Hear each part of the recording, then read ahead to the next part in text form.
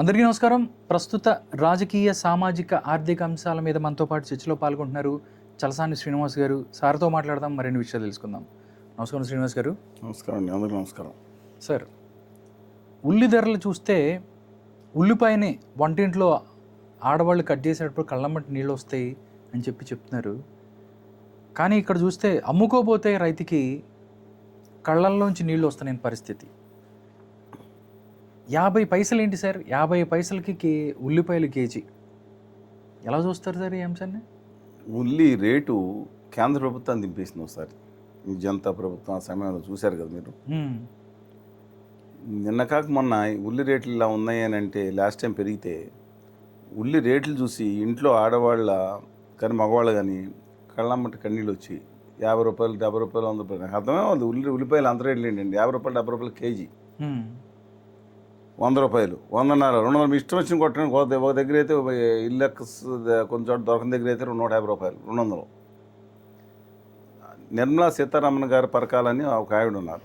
అవునండి, మన కేంద్ర ఆర్థిక శాఖ మంత్రినిగా పనిచేసినారు. సరే, ఆవిడ ఏంటంటే మేము మా ఇళ్లలో ఉల్లిపాయలు వాడుకోం, కొనాలి టమాటాలు వాడుకోండి అన్నారు. అంటే మనకి ఏం చెప్తారో, ఏ భాష మాట్లాడాలో, ఏ మత ఆచారాలు చేయించాలో, ఎవరికి భజన చేయాలో, ఏం తినాలో కూడా వీళ్ళే చెప్తారన్నమాట. ఉత్తర భారతీయ జనతా పార్టీ ఆది సనాతనవాదులు ఉండాలి ఇష్టం. అందుకని బాధ కలిగింది. సరే, ఇప్పుడు రివర్స్ అనే పదంలో చాలా బాధ కలుగుతుంది. ఇవాళ ఉల్లి రేటు లేకపోతే నిన్న అంటే 2 days బ్యాక్ ఆంధ్రప్రదేశ్లో కర్నూలులో ఆంధ్రప్రదేశ్ ప్రభుత్వం ఉల్లిపాయలు మార్కెట్ ధర కొనుగోలు చేసి 1200 రూపాయలు క్వింటాల్ కంటే 12 రూపాయలు చొప్పున కిలో మినిమం బేస్ ప్రైస్ కదా, అలాగేదో గిట్టుబాటు అవుతుంది అని కొని ఆ ఉల్లిని ఏం చేయాలి, పరిశుభ్రులు కదా, ఆక్షన్ వేసింది. 50 రూపాయల క్వింటాల్ కొన్నారు, అంటే 50 పైసలు కొన్నారు. కానీ మొత్తం మార్కెట్ మొత్తం ఉల్లినంతా ఎలా కొనలేదు కదా. కొన్న దాంట్లో ఈ వ్యాపారులు చూసారా అత్యంత. అందుకే వీళ్ళు ముఖ్యమైన మిడిల్ మ్యాన్ చేసే ఒక దుర్మార్గం ఎక్కువైపోయిందండి. డిమాండ్ అండ్ సప్లై అని ఒప్పుకున్నాను, కానీ వీళ్ళు బ్లాక్ మార్కెటింగ్ చేయటం ఈ విధంగా ఇవాళ ధరల స్థిరీకరణ ఇది పెట్టి ఆంధ్రప్రదేశ్ రాష్ట్ర ప్రభుత్వం ప్రయత్నిస్తుంది. దేశం అంతా కూడా చాలా చోట ఇదే పరిస్థితి ఉంది. మహారాష్ట్రలో గురించి ఉల్లి వస్తుంది. ఇప్పుడు మనం ఏం చేయాలంటే టమాటా కూడా ఇప్పుడు పరిస్థితి చూశారు కదా.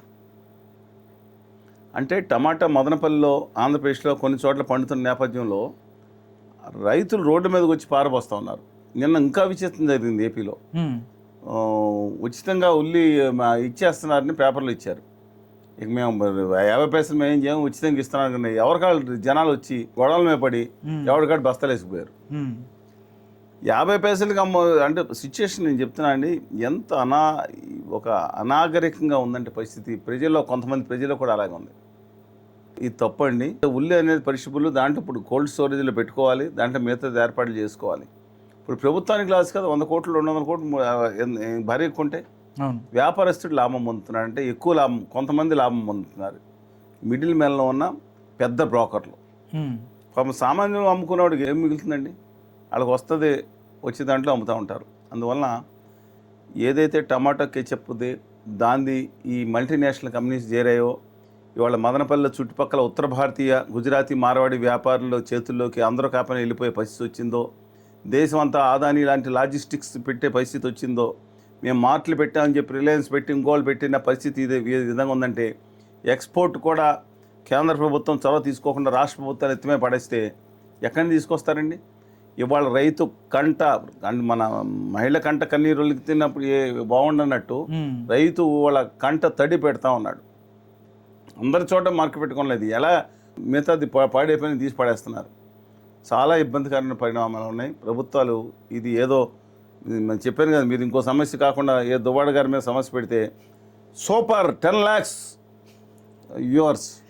నేను ఒకటే చెప్తాను, రైతు అన్నం పెట్టకపోతే మన పరిస్థితి ఏంటి మీరు కూడా గుర్తుంచుకోండి. చూసేవాళ్ళలో 95% మంది పైగా మీ పూర్వీకులు రైతులు. మీ తాతగారో ముత్తాతగారో తండ్రులు ఎవరో ఒకళ్ళు రైతు కుటుంబాల నుంచి వచ్చిన వాళ్ళు. మీరు మనకు సంబంధం లేదు, మనం విలాసమైన సౌదాలు ఉన్నాం లేదా సాఫ్ట్వేర్ చేసుకున్నాం, మిగతా పనులు చేసుకున్నాం అని రైతులకి ఇబ్బంది పెట్టే పరిస్థితులు తీసుకొస్తే మాత్రం రైతులు ఎంతమంది రైతులు పైన లోపల చిరిగిపోయిన చొక్కాలు వేసుకుని రైతు గౌరవం లేని దగ్గర ఎక్కడ నడుస్తుందండి?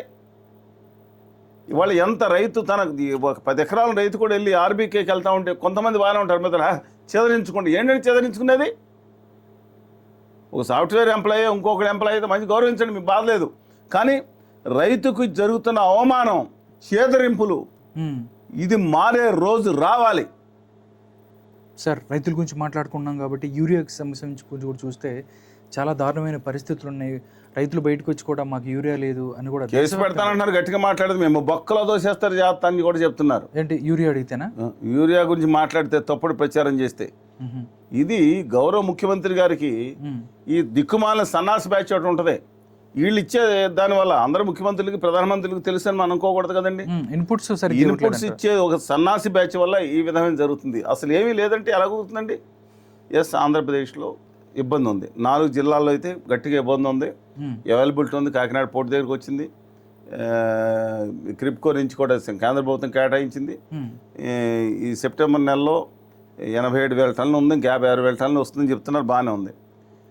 కట్ట ఎంత కొంటారు? 20-30% బ్లాక్లోనా? పైగా రైతులకి కోటానా? ఆ పబ్లిక్ ఎమ్మెల్యేలు ఎవరికి, కొంతమంది ఎమ్మెల్యేలు ఎవరికి చేస్తారని వాళ్ళకి ఉన్న మార్కెటింగ్ సొసైటీలకు ఇస్తున్నారా? వాళ్ళ బామర్దులకి, తమ్ముళ్ళకి, బామర్దులకి ఇచ్చేవాళ్ళు కొంత బ్యాచ్, కొంతమంది జాతికి పనిచేస్తున్నారా? రోడ్లు అసలు ఇంకోటి కూడా చెప్తాను, అనుకున్న 4-5 చోట్ల తప్పితే అనుకున్నంత సీరియస్నెస్ కూడా లేదు. దయచేసి ప్రజలు కూడా ఒకటి ఆలోచించాలి. ప్రభుత్వాల లోపం ఉంది. తెలంగాణలో మాత్రం జరుగుతుంది, ఇంకా ఇబ్బందికరంగా జరుగుతుంది. తెలంగాణ మీద కేంద్రంలో ఉన్న గుజరాతీ మారవాడి వ్యాపారులు అంటే, గుమా వ్యాపారులు అంటే వాళ్ళు కాదు, గుట్టుగా మాయ చేసుకునే వ్యాపారులు. వీళ్ళు చేసే ఈ వ్యాపారులు, కేంద్రంలో ఉన్న వాళ్ళు చేస్తున్న దుర్మార్గమైన కుట్రల వల్ల తెలంగాణ ప్రజానీకానికి అన్యాయం జరుగుతుంటే, అరే తర్వాత చూసుకుందాం, ముందర మన మతం, హిందూ మతం, ముస్లిం ఎవడు హిందువులు కాదా? మత చిచ్చు, కుల చిచ్చు మాట్లాడితే ఇంకోళ్ళ మీద రెచ్చగొట్టేసి ఆడిలాగా ఈడిలాగా డైవర్షన్ పాలిటిక్స్ చేస్తున్నారు. తెలంగాణలో ప్రజానీకం చాలా ఇబ్బంది పడుతున్నారు. కానీ ఒకటి చెప్తా ఉన్నాను, with due respects to everyone, ఎందుకంటే ఐఎమ్ అట్మోస్ట్ రెస్పెక్ట్స్ ఎవరికి రైతుల మీద. ఒకసారి మీకు గుర్తుండి ఉంటుంది, ఉప్పు దొరకలేదనగానే కుప్పలు ఉప్పు బస్తాలు కూడా, ఎందుకంటే వచ్చి 10 సంవత్సరాలకి 50 సంవత్సరాలకు పరి ఉప్పు పెట్టుకుంటారా? కొంచెం ఓపిక ఉండాలి. అందరికి తీవ్రమైన కొరత దగ్గర డెఫినెట్గా వాళ్ళ దగ్గర ఉండాలి. మనకి అలా దొరకకూడదు. ఇంకోటి కూడా చెప్తాను, దయచేసి ప్రభుత్వాలు ఆలోచించాల్సింది, ఈ సెప్టెంబర్ నెలలో వర్షాలు బాగా పడుతున్నాయి. ఈ టైంలో కనుక యూరియా కనుక సరైన ఇన్పుట్ కనుక ఇవ్వకపోతే 20% వరకు రైతుకి పంట దెబ్బతింటుంది. ఆ వచ్చే లాభమే అనేది. పైగా యూరియా వేస్తే క్యాన్సర్ వస్తుంది అన్నట్టు కొంతమంది మాట్లాడారు. యూరియా కాదు, పెస్టిసైడ్స్ ఎక్కువ వాడితే వస్తుంది. పంజాబ్లో దానికి ఒక ఆధారం కూడా ఉంది. అని ఆంధ్రప్రదేశ్లో కూడా నేను జోక్ అనుకోండి, ఇంకోటి అనుకోండి, ఏంటి అసలు పోరాటతత్వం రావట్లేదండి, దీనికి ఏంటి కారణమని కేంద్రంలో కాకుండా ఇంటర్నేషనల్గా ఉన్న శాస్త్రవేత్తలు ఉందని అడగమని చెప్పి ఎవరు చెప్పారంట. వాళ్ళు ఎందుకని పోరాడతారు, బానిస జాతికి ఎందుకు తయారవుతున్నారు వీళ్ళు అనేది సైంటిస్టులు కనుక్కోమన్నారు. అంటే రక్త నమూనాలను తీసుకుంటారంటే, రక్త నమూనాలు లేకపోతే మిగతా డిఎన్ఏలు అన్నీ ఏం చేశారో తెలియదు, మొత్తం అంతా చేసి ఒకటి తేల్చారంట. పురుగు మందులు ఎక్కువ వాడటం వల్ల పుంసత్వం మనిషిలో మగాళ్ళలో పుంసత్వం ఉంటుంది కదా, టెస్టోస్టెరాన్ లెవెల్స్ తగ్గిపోతున్నాయి, ఈస్ట్రోజన్లు మిగతా తగ్గిపోతున్నాయి, పోరాడతత్వం తగ్గిపోతుంది. ఇంకేముంటుంది, ఇంకా కోడి పుంజులు ఉంటుంది కదా, కోడి పుంజులు కొట్టుకుంటే చూసారా, దాంట్లో తీసేస్తే ఏముంటుందండి లెవెల్స్, అలా తయారయ్యారు వీళ్ళని జోకా అనుకోండి. బాధగా అనిపించిన వీళ్ళంతా సేవ సచ్చినాళ్ళు అయ్యారంటే పురుగు మందులు బాగా కొట్టుకుని పోరాడే తత్వం చచ్చిపోయింది కోస్తా రాయలసీమలో అంటున్నారంట. అందుకని ఇది వ్యంగ్యంగా అనుకోండి వాళ్ళు మాట్లాడండి. You do respects. దయచేసి గమనించండి, ఏం తప్పు లేదు. ఆంధ్రప్రదేశ్ ముఖ్యమంత్రి గారు చెప్పిన దాంట్లో కూడా ఈ బ్యూరో దాంట్లో ఆయన అటు ఇటు మాట్లాడుతున్న తప్పు. మరి ఆర్య సనాతనవాది ఓజీ సినిమాలో ఆయన బిజీగా ఉన్నారు గవర్నీయులు, ఆయన రైతుల గురించి ఏం మాట్లాడారు గవర్నీయులు ఆలోచించుకోవాలి. 1000 రూపాయల టికెట్ కోసం పెట్టారు, ఆనందోత్సవాలతో మన పండుగ చేసుకోవాల్సిన సమయాన్ని ఎవరో మాట్లాడుతూ ఉన్నారు. సరే, దానికి దీన్ని లింక్ లేకపోయినా అసలు దీని గురించి ఎందుకు మాట్లాడట్లేదు అర్థం కావట్లేదు. ఉల్లిపాయల గురించి మాట్లాడరా, యూరియా గురించి మాట్లాడరా, ఓజీ గురించి 1000 రానివ్వండి, సినిమా హిట్ కావాలని కోరుకుంటున్నాం. కానీ అత్యంత బాధ ఎందుకు ప్రశ్నిస్తా అన్నారు కాబట్టి, సమాజం రైతుల తరపున, సామాన్యుల తరపున, మిగతా వాళ్ళ తరపున ప్రశ్నించక దేని గురించి ప్రశ్నిస్తారు? ఎందుకంటే ఒక అభ్యుదయవాదిగా ఉన్న గొప్ప కళ్యాణ్ బాబు గారు ఎక్కడికి వెళ్ళిపోయారు? ముఖ్యమంత్రి గారు సరే ఒక ప్రయత్నం చేస్తారు, రెండోసారి ఇదే మాట్లాడండి. Let us wait and see. My humble request to the Honorable Chief Minister of Andhra Pradesh and Telangana, the opposition leaders also.